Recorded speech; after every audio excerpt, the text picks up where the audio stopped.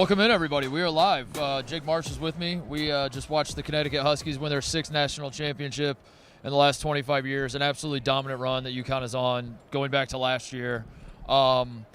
Jake, this was supposed to be like the tournament, whether you think it was awesome, not awesome, whatever. There were some ups and downs. There was good games. We talked about it last show. Like, there was, it wasn't as much excitement as we were kind of hoping for, but what we did have was the 2 best teams in college basketball playing tonight for a national championship, and we were all very excited to see that. And in the end, even that was anticlimactic because UConn is so much better than everybody. Yeah, so much better, and we're going to remember. Last year we were on this exact court. No, we weren't. That's not true. That's not true. They played it in Houston last year. That's not true. Year, it's not true. I was on the championship court. Okay. With UConn. Okay. And we all said that was one of the most dominant tournament runs ever. Right. Now that looks like just a meh tournament run. Yeah, and this year. Yeah, I know. This team is better than last year's team, which shout out to UConn fans for calling this in the preseason.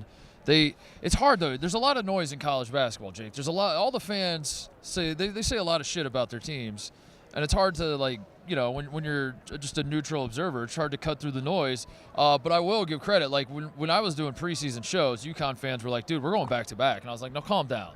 It's very hard to go back-to-back. Yeah. You have a lot of roster turnover. I'm not saying it's not going to happen. I want to see it first. I just want to see how these pieces fit together. You lost a lot from last year.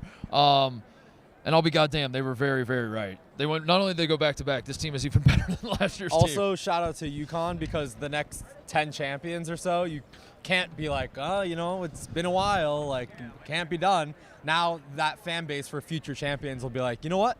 They just did it. Why not us? Well, so what? When Florida almost did 20 it 15 years, and then now it's been 17 years. So that seems to be the thing. It's about 15 years or so. So congratulations to the 2039 champions. I'll be dead by then. You'll win back-to-back. I will definitely be dead by then. Ish. So Purdue made a game of it kind of in the first half. Zach Edey had the stretch where, he had a perfect first half, right? I got to say, that's the best Zach Edey has ever looked, and this is a guy who's won 2 National Player of the Year awards. That 12-minute stretch to start the game, he had a sequence where he blocked like 2 shots against on UConn. And then down here on this end, he was going to that left hook, or the left shoulder hook, like he always does. It's the one move he has, and I've been critical of him. A lot of people have been critical of him. They're like, this guy has no bag. All he does is post up on the same fucking block, does the same fucking move over and over the left shoulder. And then, Jake, I'll be damned, he goes up, and then he goes under and lays it in on Klingon. Yep. And I was like, oh, my God, where is this coming from? And he was feeling himself. Did you see him in Hurley after Hurley called timeout? And he was on a roll, and Purdue fans were feeling it. And but you and I kept looking at each other, and we were just like, it's crazy because the energy in the crowd is like Purdue is up by 8 or 9, and they're still down 2 or 3. Now, it wasn't like they were getting blown out, but it felt like they were playing perfect basketball, and yet they could never get over the hump on the scoreboard, which, as it turns out, is the most important thing in a basketball game. They just had to work so much harder for those baskets. You can walk through. And it makes it feel a little more natural to have people walk through the yeah. We're nothing special. Yeah. That's pretty cool. But the baskets, yes, it felt like Purdue's baskets in the first half felt like they were worth 5 points. Yeah. Based off the momentum. Yeah. That's not how it works. Yeah. It felt like Purdue's buckets were louder, but UConn's were easier. Yeah. And it felt like Edey would have big dunks, or like Braden Smith, the 1-3. Did Purdue really hit 1-3 in this game? Was it 1 of 5? They were 1 of 7. The 1-3 they hit Braden Smith in the first half over on that wing with the shot clock going down. That's what caused him to call timeout, and then he stared him down. And it feels like all these shots they were hitting felt like they were big. I mean, even like the Camden Heide dunk tip in the second half. Like all these, he has the dunk tip. It's like a holy shit moment in this game. And then I think it was Newton or Castle just like immediately hits a little bunny right after that, and it's just like a ho-hum thing on UConn's end. But when Purdue scored, it was like, holy shit. And I kind of picked up on that early. That I was like, man, this is not sustainable for Purdue.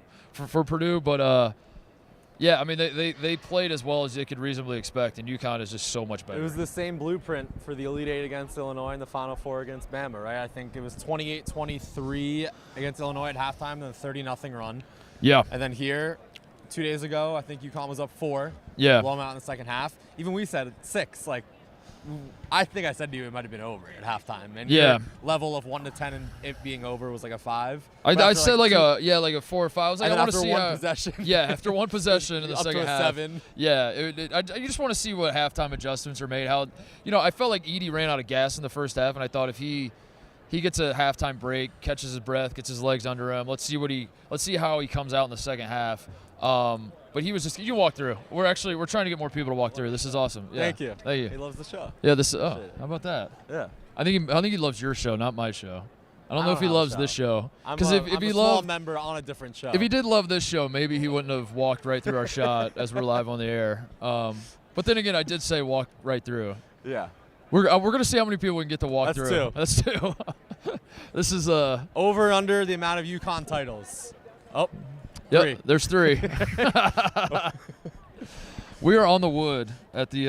I'm on the plane service, dude. Inbounds. Dan Hurley. Did he get a tech for that, or they just? No, they didn't get a tech. It was just like a turnover. Oh, Jeffrey Anderson. Yeah. Yeah, but he he did touch his player, but that should be a tech, and then right? after, he's like, I didn't touch anybody. It was just but I was very confused because obvious. I thought the call is like a technical foul on the coach, and they just called it as though it was like he stepped on the line or something. It was very strange. It was a strange call. You walk through. Yeah, go ahead, walk through. Yep. Yeah. That's 4. That's 4. We're on a run right now. Yep. Go ahead, Go AC. ahead. Hey, Hey, fellas. No, Syracuse guys. dude. Orange. Anthony Calhoun. Yeah, Juice. I'm a native Hoosier, dude. So yeah, I grew up. I don't want to make him. Shout out Newhouse. I don't want to make him feel old, but I grew up watching that guy on Channel 8. Yeah. Dude, this is fucking. I think this is just gonna be the whole show. Is just people are scared to. We are in probably the worst. So They're you can't see on tiptoeing camera, around. The steps are right there. TJ's adjusting the camera. This could get a little ridiculous after a while. For those of you listening on the podcast, you have no idea what's going on. We're set up in a position where we're just inviting a lot of people to walk in between our camera and ourselves, and boy are they! Boy are they! Anyway, back to the game. So yeah, I thought Purdue played it as well of a first half as you can expect, and the fact that they were down did not bode well for them. And I thought there was a chance Edey would come out and have a start of the second half like he started the first half. Yeah, you can walk through. You can walk through. This is what we're gonna do all show. Just go ahead and walk through. Like us and Dan Hurley. Yeah, that's 6 guys. And then Edey came out, and I don't want to say like played poorly, but he just he was very obviously fatigued. The free throw air ball, that was it. Yeah, he was that very was just, obviously. That was it. You kind of never seen anything like him, but I don't think Edey had seen anything like Klingon and Samson Johnson, and just like the fact that UConn was swallowing Purdue's guards alive. I don't know. It was just pure domination, and as much as you and the other Big J's, I'm lumping you all together, even though you didn't even do this. But it felt like the Big J's wanted to make this seem like it was going to be an awesome game. And I got to say, Jake, if they played 10 times, UConn is winning at least 9 of those games. At least 9. Yeah, and they're winning by double figures and at least 7. At least 7 of them, yeah. Like it was, as it turns out, they were not even close to being the same team. So yeah, I mean, the storylines were there on both sides. Don't get me wrong. But storylines only get you so far, Jake. They don't put the ball in the basket for you. But another storyline was UConn blowing other teams out.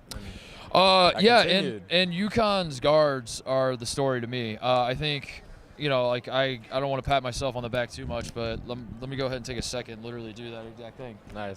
Everyone was focused on Klingon and Edey, and that being the big matchup. And as it turns out, it's a guards game, and UConn's guards way better than Purdue's guards, way more athletic than Purdue's guards. Purdue's guards were Braden Smith had his moments here and there, but he was in hell. Stephon Castle put him in hell all night. And Fletcher Lawyer scored 0 points. I think that's the only time in his career he's gone over. It was just a long, long night for the guards, and they had no shot. And that's why I think if you play it over 10 times, it's going to be the exact same result, because no matter how good Edey is, at the end of the day, it's a guards game, and they just don't have the talent and the athleticism that you UConn's mentioned do. Klingon. We have a new NIL shirt. We do. Yeah. Kling Kong. I showed him it when he was walking off the court. He said, "quote That's awesome." Wow. It's good. It's good journalism. Thank good you. Quote. Yeah. So get your shirt on store.barstool-sports.com. NIL deal with two-time national champion Donovan. Two-time national champion Donovan Klingon. Yeah. It was. I don't know. It kind of anticlimactic, but so let's talk about UConn a little bit and their position in college basketball history. Back to back. this team probably better than last year's team. They're already starting to like, is this the best team we've ever seen? Is this the best? You can walk. You can go ahead. Go ahead. Yeah, walk across. Yeah. Oh yeah, right. yeah. Good to see you again. Yeah. Deja vu. I said deja vu like 20 times today. Is that your Yeah, buzz I said phrase? to her early deja vu because like it is. The same exact thing happened, just in a different state. I think what's happening here, by the way, for those of you watching at home, I think people are scared to like walk behind our shot, but then they get like painted into a corner where they. So they're like, all you have to do is Did just we pick walk. a bad spot? All you have to do is just walk behind us and walk off the court. And what's happening is they're like trying to like not do that. So then they get right here and then they have nowhere to go. Great camera work by TJ. Yeah, it's very funny.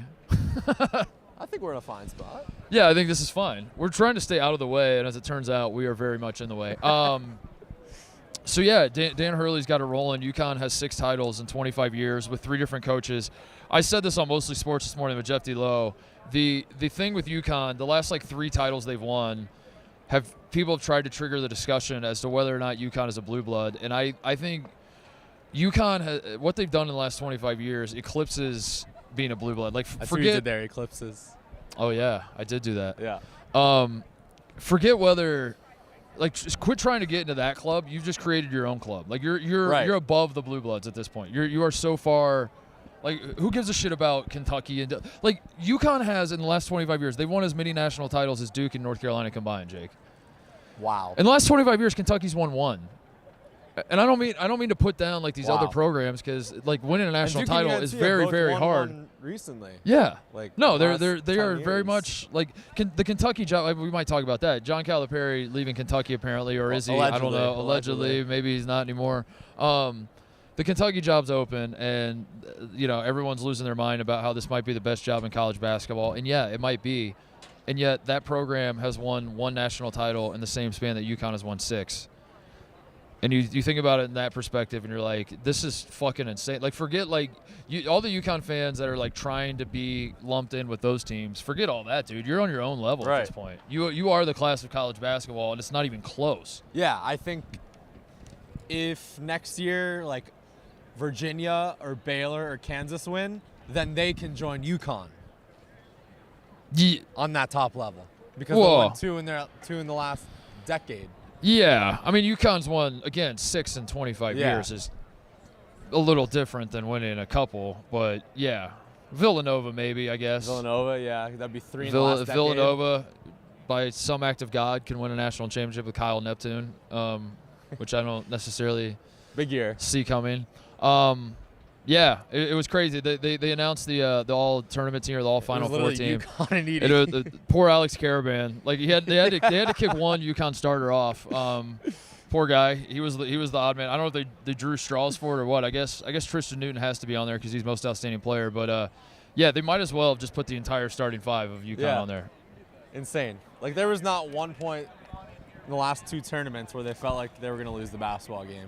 Yeah, and it's like it's been the same story for them all year, that it really truly is a balanced attack on both ends of the floor. It's like Newton was the first team All-American. He gets to be the most outstanding player. He's probably the best player, but also Klingon's the best player. Also, Cam Spencer set the tone tonight with how he was playing. Alex Caravan was awesome defensively. Stephon Castle had the big game in the Final Four. And as I said earlier, he was swallowing Braden Smith alive and kind of stymieing Purdue at the point of attack. So it's just it's incredible to watch how good this team is. I'm kind of sad that it's over. I mean, UConn fans, I'm sure tomorrow morning are going to be like, it's not over. Wait till next year. We're going to have an even better team. And they're probably right, but I'm going to miss this team because they were so fun to watch. And for a tournament that I did feel like didn't really have a ton of awesome moments, and the unpredictability that we love about the tournament didn't really exist this year. I will say it was fun watching them blow out everybody. Are you saying that Kentucky losing to a mid-major has not become unpredictable anymore? It is not, no. Right, in fact, that is. You think of upsets, and it's like, all right, that's just par for the course. Yeah, it's at this point. Yeah, it was just kind of, I don't know. It was all supposed to lead to a national championship game that was going to be very competitive, and I guess it was for 12 minutes when we had the Edey stretch there. It was like, damn, we're locked in for something special here, and then he just kind of ran out of gas, which happens as it turns out. To Edey's credit, he's been so good and played so many minutes for Purdue that seeing him tired, seeing him go out of the game for like Yeah. what was it? How long was he out of the game? Let me see here. It's on here somewhere. 38-54, 106. Yeah, and then I guess. And I think he sat out like the last minute. Yes, So like it maybe was. six, I think it maybe was like- like 27 seconds in the first half. I want to say something like that. It was like less than 30 seconds. Yeah. He goes out. They immediately go to Kling, and he gets an and one, and Edey comes right back in. And I don't know. I just got so used to seeing him on the court and just having incredible stamina and card. Yeah, you can walk across. Just walk across. Oh. Damn it. Shit.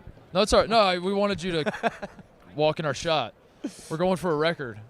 Yeah, you just got so used to Edey being dominant and being a robot out there that, like, seeing him tired and seeing him gassed and, seeing him run out of steam there at the end was kind of shocking, honestly. And seeing him airball that free throw, that's crazy, too. That was the dagger. That was my dagger. What else? Shout out to the Purdue fans. Mackie West. Yeah. I love when they say that. Like when they say enter what? home arena and then direction of where you're actually playing. So like we say Mackie. Yeah, I see what you're saying. Yeah. Yeah. So if it was Mackie West, they probably wouldn't have lost. But yeah. Yeah. Maybe. But UConn fan, like, why weren't there more UConn fans here? Do we think? Are they getting spoiled? They do you are think it getting was spoiled. like? Do you think it was like, screw it? I went last year. Maybe I'll go next year. If I we went win last next year, or I went 5 years ago, Yeah. or I went 13 years ago. I gotta say this, and everyone's gonna misconstrue this and take this the wrong way, and you're gonna consume this thought as though I'm being a petty ass, hating ass bitch. And maybe I am. I don't know. I really don't think I am. This is from a place of love. This is purely from like a big smile on my face as I'm watching teams cut down nets and everybody's having the time of their life. I am extremely fucking jealous of all these teams that win national championships, all these programs that win national championships. Every single time I've been in a national championship game, and you're watching the fans lose their mind and the teams lose their mind. Like, I am happy for them, but also some part of me is like, I would cut off body parts to experience this I said with this Ohio to you State. in the final minute. Like, on this day last year in Houston, UConn friends, family, players, fans, they were probably thinking, this is the best night of my life. Like, we're celebrating a championship. They had to relive that in real life. They're going to do it again, yeah. Tonight. Like, They've done it 6 times in the last 25 years. That's crazy. I want to do it one time in the next – how long am I going to live? 7 as you years? want. One time in the next 7 years. I would like to experience that. But yeah, Purdue fans were loud. They are crazy. I have a storied history with Purdue fans going all the way back to when I think I was born.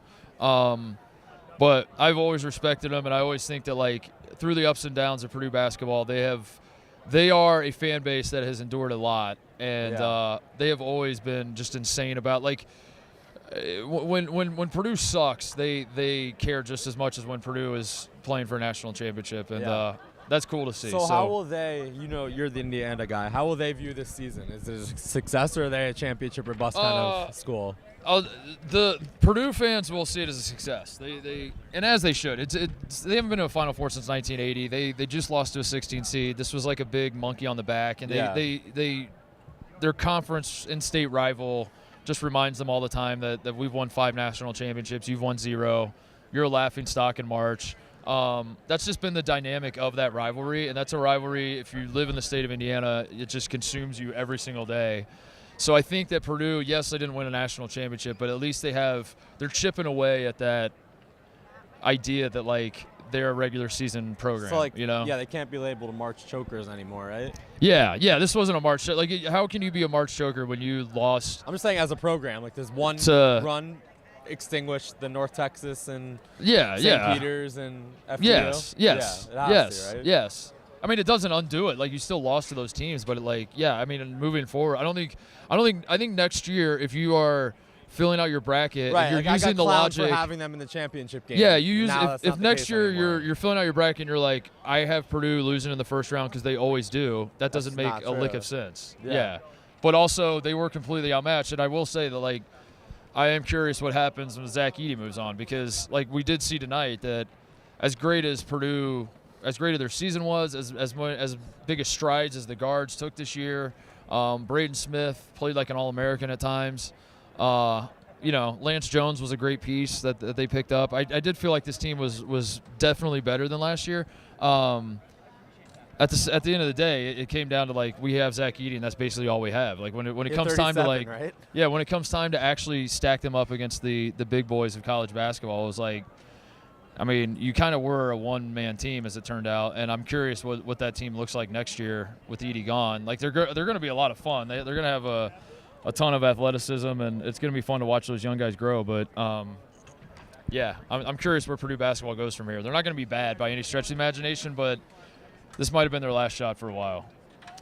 Yeah, I mean, like you were saying about Purdue earlier, like Matt Painter, this has to be a little bit of a monkey off his back. Like he could have extinguished it forever, but yeah, him specifically, he's been the only one who's been through all of those tough losses. And I think like the perspective nationally is very. Yeah, go ahead. No. We need. It's been a while. It's been a while since we had someone. Yeah, no, it's perfect. This is great. How many are we up to now? I think like 7 or 8. It's got to be. We're approaching 10, dude. This is all okay. So who? Let's. Shit, dude. I'm trying to tie. Yeah, I'm trying to tie a stat to like this. Who are we catching now? Because you said we're trying to catch UConn's national championships. We're pushing 10 now. I was gonna say about Matt Painter. Like nationally, I think you stack up coaches, like kind of based on each other, and you look like at a guy like Dan Hurley who's now won 2 national titles, and you're like, who cares that Matt Painter has made 1 Final Four in 19 years? Like that's not even that good. And you know, like it's easy to chip away at coaches, but like for Purdue, I mean, again, Gene Cady is the guy that is the demigod at Purdue. Never went to the Final Four, you know, and like for Matt Painter to do it, like I don't think that warrants building a statue for the guy necessarily. Oh, yeah. 2. Oh, we got a double. TJ. Oh, go ahead. Go ahead. That's 3. That's 4. No, it's fine. Look at us. I mean, come on. You don't have to respect us. Respect to those first 2 guys. They didn't hesitate. No, they didn't hesitate at all. They knew the deal. That's 12. We're up to 12.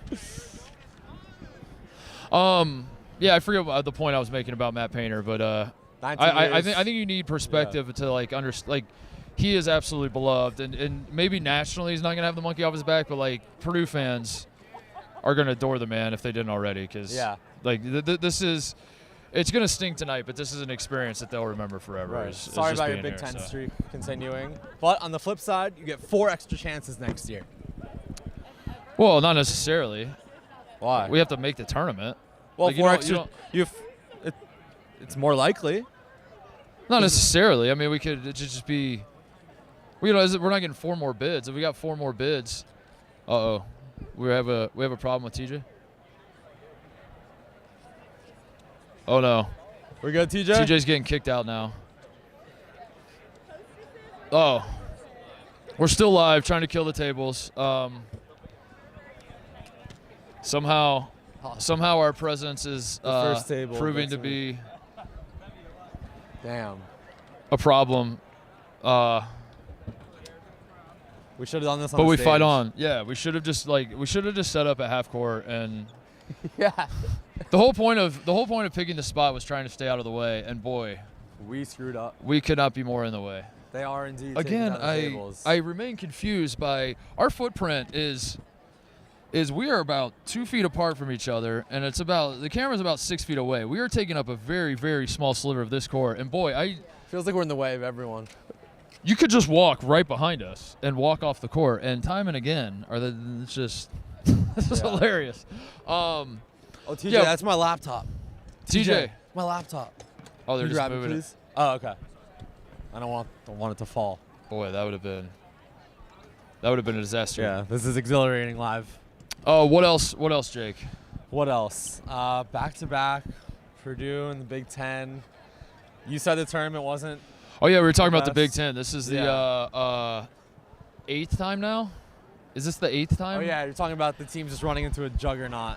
Yeah, the Big Ten is the Big Ten runner-up. Big Ten hasn't won a national title since 2000, which is very much a talking point with the conference.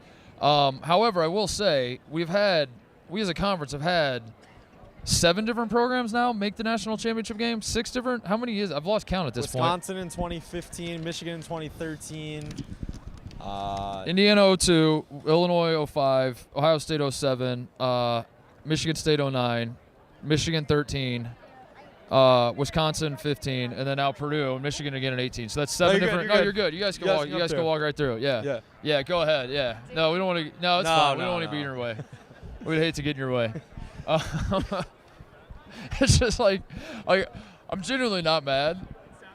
It sounds like I'm mad. I'm not. I'm just like baffled as to like how it keeps happening because it's like it like could be like the whole fucking. Like, I'm not mad. I think I do. Do not print that I'm mad. I think it's funny.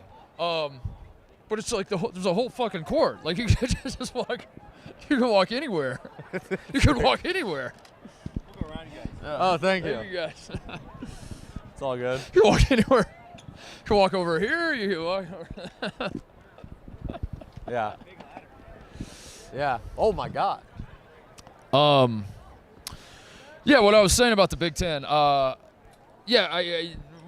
some point the conference has to win a national championship, but boy, it's the damnedest thing, Jake. Every time the Big Ten gets a team to the national championship game, they run into an absolute buzz. You can just No, it's fine. No worries. Oh, I'm so sorry. No, you're good. You're good. It's fine. Oh, thank you. Go Pacers. In-season tournament runner-ups. Is that bad journalism by you, wearing an Indiana thing with an Indiana school in the championship? Or do we No, not it's the connect those NBA. dots? Yeah, it's different. It's a whole different thing. Yeah. Okay, where were we? Big Ten. Are we ready to go live? Ready to start this thing? Yeah, the Big Ten runs into juggernauts is is the whole point. Is that like, why can't the Big Ten just one time look up and we're playing 8-seed Butler or we're playing like San Diego State and like all these other conferences get to play the shitty team in the national championship, or they get like a little bit easier of a game. And every time the Big Ten makes a national championship, it's 2018 Villanova, it's fucking 2024 Connecticut, it's 2007 Florida. It's always one seeds. Every single time it's been a one seed, and more often than not, it's like a juggernaut one seed. That's just like nobody was going to beat them, which is why they won the national championship. So right. I don't know. I mean, I think. Look, I know the more teams doesn't equal more bids, but getting UCLA and Oregon teams that have made runs, like, I think it increases the likelihood by a little bit. That have also not won national championships. Yeah, but you have more chances. Yeah, that doesn't help me. All right. That doesn't help. We don't have problems getting there. We have problems winning it. Yeah. So I don't need other teams that know how to get to the Final Four. I need UCLA hasn't won since '95, so that doesn't help us at all. All right. Anything else you want to talk about John Calipari at all? Coach Cal, allegedly heading to Arkansas in between the Final Four and championship. Crazy. Yeah, crazy. I would agree with that. Cal, they tried to. A lot of people around here were trying to argue that it was a bigger story than the national championship. I don't think it was. I don't think it was ever. I think last night it was a bigger story than the lead up to the championship. Yeah, because it was. Once we woke up this morning, it's like, all right, game day. Yeah, exactly. Like it was a bigger story because it was like the story that was on our platter right in front of us, but it was like we digested it, we put it off to the side, and then we focused on the game. Yeah, I mean it is crazy to think that the Andy Enfield leaving, like SMU fires their coach, and that. The chain of events of that happening led to Kentucky losing their coach, who wasn't even fired. He just voluntarily left Kentucky because SMU lost in the NIT to Indiana State. And Golke. What? Golke. If Golke doesn't happen, I feel like Calipari thing never happens. Oh, yeah. Yeah. Sorry. What's going on over there now, TJ? This is chaos. This is absolute chaos. This was a horrendous idea. No. Cool visual. It's fun. It's a cool idea. I mean, we're here. Thankfully the game was kind of shit, and we don't have to like really break anything down. Next year we'll bring our security guys, Mike and Pat, to make sure our little section. Yeah. Maybe. I don't know. Or this is just adding to the Or maybe chaos. next year we just won't do this again. I don't know. You don't like maybe this? next year we'll do it. I think this is fun. It's different. Oh, I am too. It's I am too. 1:30 I in just, the morning Eastern. I don't know. Are people? They're probably laughing. It's probably fun. It's 1:30 in the morning. Yeah, we feel a little delirious. I didn't like Phoenix as a host city. I'll say it. I don't know. Like am I allowed to like say things aren't the best thing ever? I thought the tournament was fine. I don't know. Like it was. I have nothing. I mean, I tweeted that, and like UConn people are coming at me like, dude, appreciate greatness. That was the whole fucking point of the tweet. Is like, your greatness is incredible. I love it. I love watching UConn. I'm sad I'm not going to watch UConn anymore. as a whole, outside of UConn, like it just like it never really felt like Purdue was our best chance at beating UConn, and like, I mean, Purdue wasn't going to beat UConn. No one was going to beat UConn. It just like there wasn't a ton of drama. There wasn't a ton of buzzer beaters. There wasn't a ton of even your storylines. Like, we were doing our damnedest to make them happen. It wasn't really happening. But yeah, I love this job. I love the NCAA tournament. I love college basketball. There's nothing cooler than being here every single year that I'm here. I do love that we get to be here, but I am a jealous, petty little bitch, and I want Ohio State to be here. And yeah, I don't know. Maybe they will be. And God willing, next year we will be. Yeah, Calipari leaving is crazy, and it's crazy that they haven't officially announced it.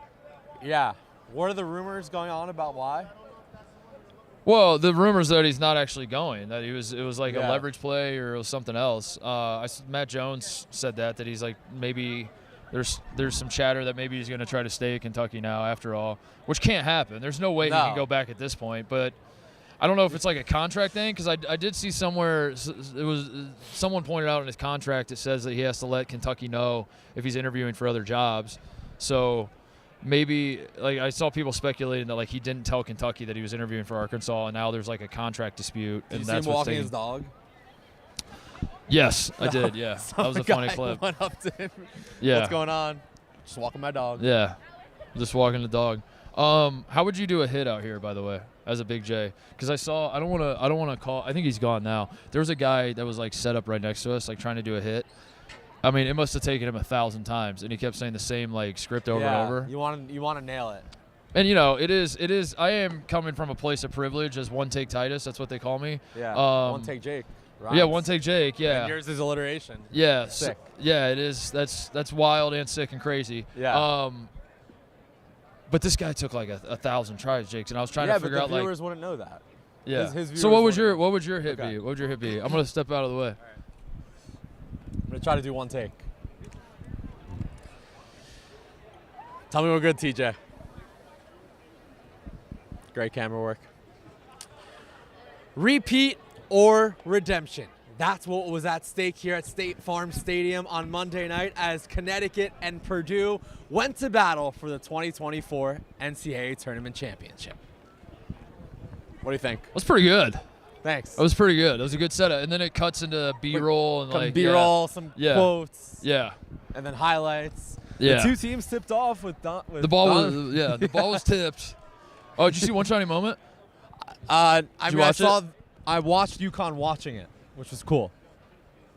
You didn't watch One Shiny Moment. You watched the guys watching One Shiny Moment. Yeah, and then I'll do my deep dive later tonight. Okay. Because you can't really hear what's going on.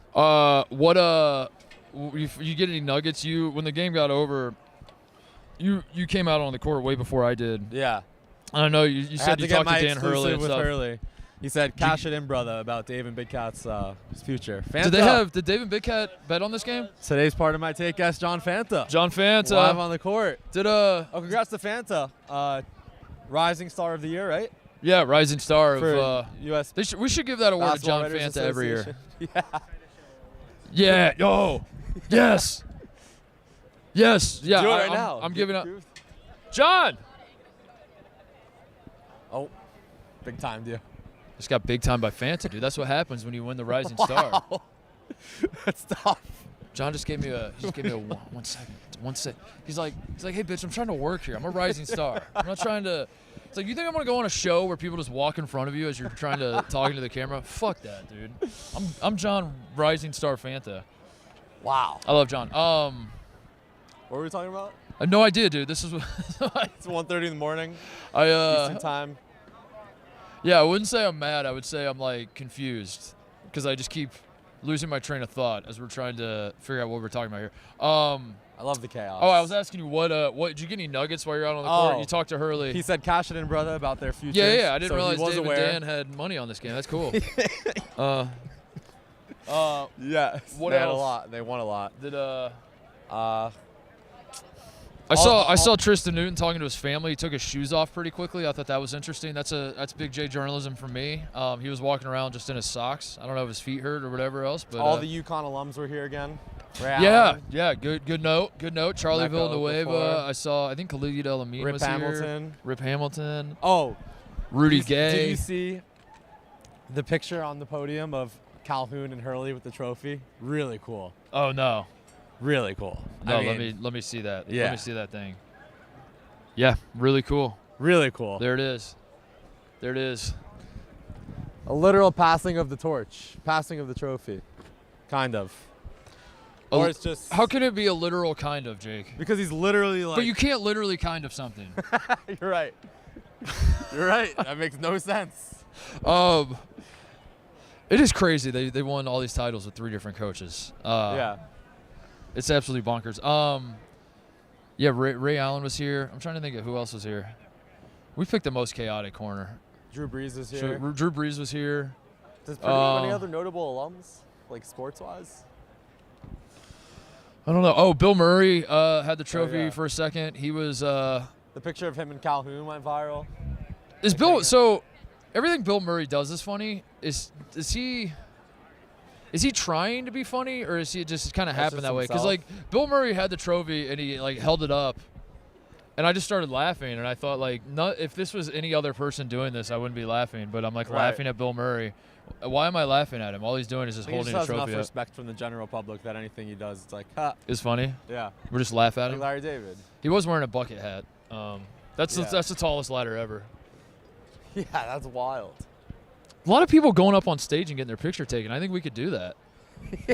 Should we're gonna sign off the show by we're gonna run up on stage and just pose and just see what happens. Just see if we're allowed to go up there. Any other thoughts, Jake, on the season, Yeah, on the I tournament as a whole? I on think the season was good. life? I think that the tournament was fine. I agree. Like nothing too special. This tournament will just be remembered for the repeat. No specific moment. Maybe Golke. UConn's repeat. NC State. NC State, yeah, DJ That's kind Burns. of the big 3 for me. Yeah, I mean, I'm glad UConn won. Purdue winning would have broke my brain. Not the program winning, but like a team that's like was just so reliant on dumping it into the post over and over and over and over and over. Winning a national championship in 2024 would have broken my brain and my understanding of how basketball works. But I guess that speaks to how good Edey was, because like a team playing the way they played has no business winning any meaningful games, and they did. And they were very much one of the best teams in college basketball. But as it turns out, they weren't even close to the best team, and nobody was. UConn wins again, 6 titles in 25 years. I don't know. The next time, next year, UConn enters the NCAA tournament. Is the whole world going to pick them to win it all? Like what does their seed have to be for people to be like, I'm not picking UConn? Like 8 or lower? Like if UConn's a 7 seed next year, everybody's going to pick them. As a 7, right? Right. Yeah, I think double digits maybe. Yeah, UConn's a 10 seed, and we're still a lot of people are picking them to win it all. I mean, UNC How went could to the you not? championship game 2 years ago as an 8. 12-0, 12 blowouts, 2 years in a row. Very ho-hum. It's crazy. Shout out to UConn for this run that they're on. Very dominant. Have to feel a little bit for Villanova fans because the 2017 loss to Wisconsin, they had no business losing that game, and I feel like Villanova was like in a position to do something. Yeah, maybe not 3-peat, but like they should have. That 2017 team should have at least gone to a final. They were like one overall that year. If they won title, Final Four title, you know. You're talking about Villanova and this UConn stretch that we're looking at right now, and like this team. Like I feel like Hurley's like likable, or is that just us because like he likes part of my take? And I think a lot of people don't like him, but I would say like, he's not. I think it's funny when he's like. I don't think he's a full-fledged villain, but I think a lot of people think he's crazy, and yeah. You definitely have to. When you see things through a Barstool lens, I would say the Barstool lens is not the American lens. That's fair. But I will say the Zach Edey hatred through the Barstool lens does seem to be through the American lens, though. I will say that translates. All right, I think that's it. I think we're good. Thanks to everybody watching. Me the tournament. Thanks for doing it, Jake. Yeah. Love having a fellow college basketball diehard. We're on the court in Phoenix. Great Final Four logo, by the way. I don't know. It was a great time. I love you all. Thank you for watching the show, listening to the show throughout the tournament. It was an absolute blast. I'm going on vacation this week. I don't know when the show's going to be back. We'll figure it out. But I appreciate everybody following along. It was very, very fun to consume the tournament with you all, and I genuinely do appreciate it. All season, really, all college basketball season. I freaking love this job, and as I personally venture into more things at Barstool, and I'm doing the show with Brandon and doing the-yak and doing all this sort of thing, my one true love in the media space is college basketball, and being here at the Final Four every year gets the juices flowing like nothing else can, and I appreciate those of you that give me an audience to allow me to continue to do this. So God bless all of you. We are done here in Phoenix. We're going to go try to run up on stage and see what happens. Goodbye, everybody. Bye.